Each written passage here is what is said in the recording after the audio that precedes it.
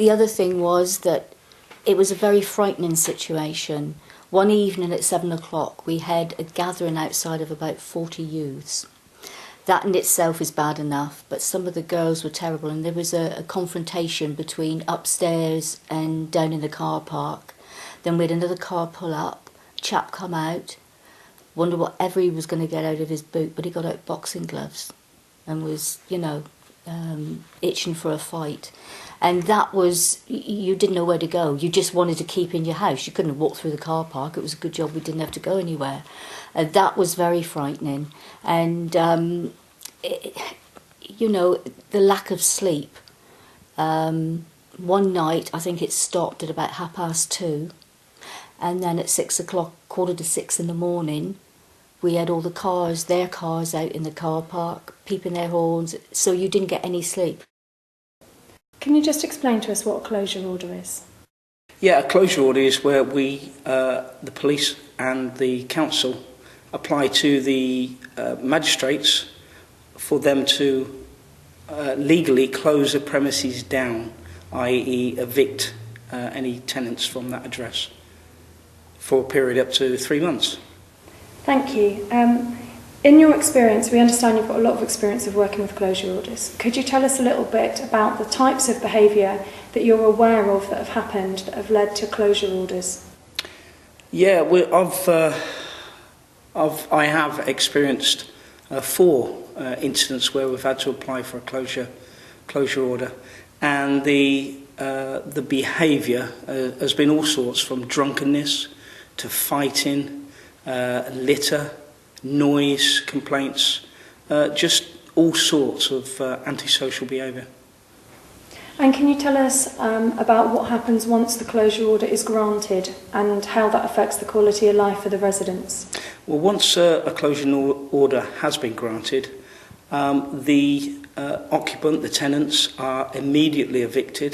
They have a very short space of time, i.e. hours, to gather their personal possessions together, and they are actually removed from the premises, and the premises boarded up if necessary. Teen Housing got involved, the police got involved, and the district council, and a closure order was actually obtained on the property, and that was what resulted the resultant action. Yeah. Can you tell us what life is like now for the residents? Now we're back to how we were before the young lady came here to live. Everybody's speaking to one another now. We can keep the place clean and the outside, and life is getting back to where we can enjoy life. That is the most simplest way to put it. What advice would you give to anybody else who found themselves in a similar situation to you? They shouldn't get upset to the extent where they want to hide themselves. They must be aware that if nothing is done, then it's just going to get worse. So really, if they are actually timid and they don't want to speak to the person, well, they speak to Teen Housing or they speak to the police, because the help you get, especially from the police as well, that they will guide you through things. Teen Housing, with us, they had a meeting with all the residents. They explained to us exactly what they were going to do, how things were going to take place. So you have help, and you mustn't think that you've got to lock yourself inside the house and think, well, I've got to stop here. You have to speak about it, go to the police, Teen Housing, council, and they will help you out and they will deal with the matter. So after the closure order's been granted, what sort of difference in quality of life have you witnessed from the residents? Oh, it's been immense. I've had residents coming up to me thanking me.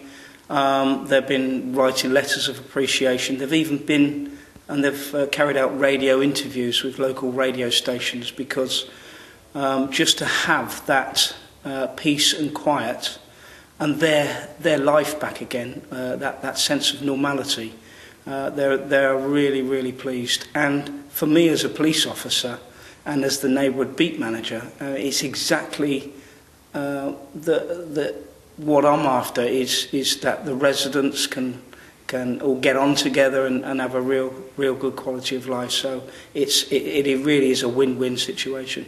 Thank you very much.